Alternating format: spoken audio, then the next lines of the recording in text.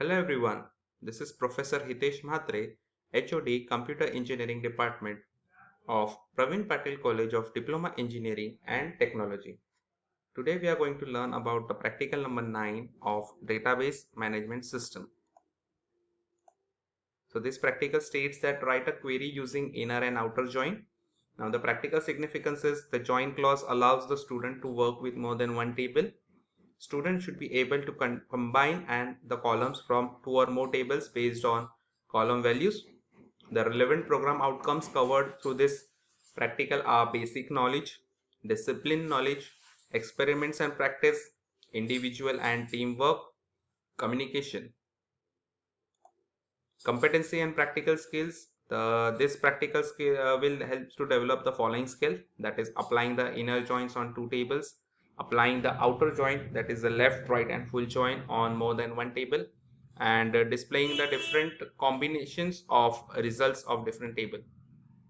Relevant course outcomes: create and manage database using the SQL commands. Practical outcomes: execute the queries for the implementation of inner join and outer join. Relevant affective domain outcomes: follow safety measures and follow ethical practices. Minimum theoretical background required is inner join and outer join. This we have covered in our theoretical section, so you can refer to the videos of this joins. Procedure: to create two tables using appropriate software and write and execute queries for inner join, left outer join, right outer join and full outer join. These are the resources required for performing the experiment. Precautions: all SQL statement must end with a semicolon. White space used in SQL to describe the blanks and tabs, and follow safety practices. These are the resources that we have actually used: the system configuration, Windows 10 version and the SQL. So starting with the practical. So first I am displaying the content of the employee table. So select star from employee. So this is the table that we have for the employee, in which we have up to 9 rows. Similarly, this is for department table. So select star from department. So these are the 4 entries for the department. Now we are going to use, that is we are going to join the employee table and the department table. So this is the query that we are writing. So here what I am doing is select employee.emp number. Now we are using here the table name because we are combining the two tables. So it is necessary to identify the column name which belongs to which table. So this is what the table name .emp number. It is like a creating a object what we do. So that which means that the EMP number belongs to the employee table. Similarly, employee.ename and employee.hiredate. So this indicates that from an employee table we are referring to the EMP number, ename and hire date column, and department.location. So location will be from the department table. Means I want to find the employee number, his name, his hire date and the location where he resides from the employee inner join department. So I am making a join here, employee, that is join to the department on employee.emp number equal to department.emp number. Now this is the condition, means I want to match the employee number that is present in the department table to the employee number present in the employee table. Now here one thing that you have to remember is that whenever you are joining a two table, you should have at least one column that is common to both the table. So in this case we have EMP number which is present in both the table. So once I complete this query, I will get some output as like this. So EMP number, ename and hire date. So this record is from the employee table, and the location. So as we have seen in department, we have only four entries. So wherever there is a match, only that entries are displayed. So in both the table where the employee number was 1, so only that record is displayed. Where the employee number was 4, so there was a match, so that was displayed. Employee number 6, there was a match, then it was displayed. and for the employee number 7 there was a match, so that will be displayed. So for the other employees, since there was no match, it will not be displayed. This happens for your inner join. Next, coming to the left join, we are using the same column names, but here we have to keep focus on the tables where you are writing. So employee left join department.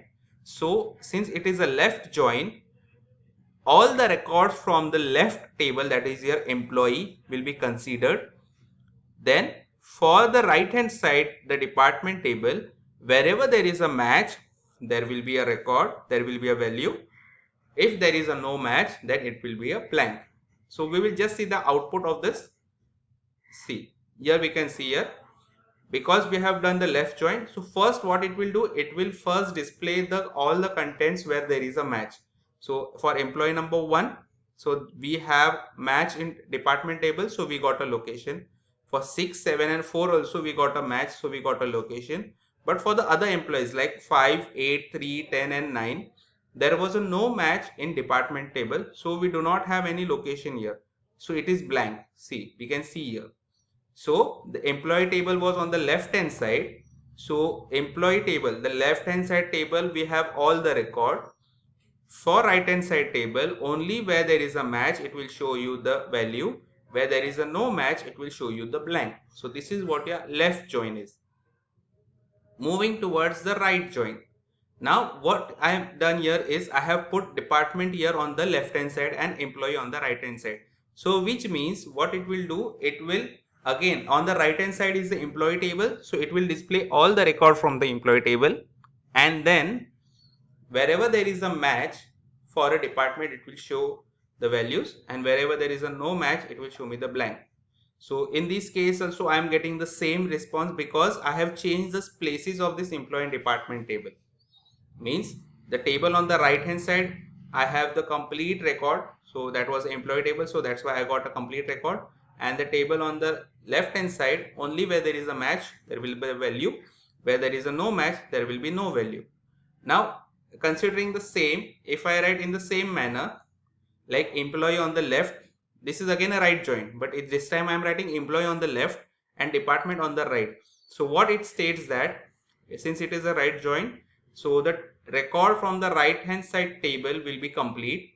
Wherever there is a match from the left hand side, we will have value. If there is no value, then we will be having a blank. So this time I am getting only the 4 records. Why? Because in department table I have only 4 values. I have only 4 values. So left hand side table is complete. Sorry, right hand side table is complete, and from the left hand side, wherever there is a match, there will be a record. So this is how, just see the difference between the both the queries. Both we have done the right join, but here we have returned a employee on the left hand side, department on the right hand side. So we got only 4 entries. In the previous example, we have seen department was on the left hand side, employee was on the right hand side. So at that time, since it is right join, so all the record from the employee was there. So we had almost 9 entries there. Then coming to the full join, same query, just I have changed here to full join. So it will, what it will do, in the same sequence, like because from the left hand side we have employee, so it will show the employee table completely, and wherever there is a match, there will be a value. If there is a no match, there will be no value. Like for employee number 10, we don't have any match, so it will be blank. For employee number 3, there is a no match, so it will be blank. Like employee number 6, we have a match, so it is giving me the value. So here it is following the same sequence as it is in the employee table. But when we have seen the inner join, what it was doing, it will just select the rows that are matching. Then in the left join and right join, first it will display the rows that are matching, and after that it will display the rows that are not matching. So this is how your join works. Then practical related questions, so you have to perform the different queries. So we have used the same table, so you can refer to the experiments that we have performed here.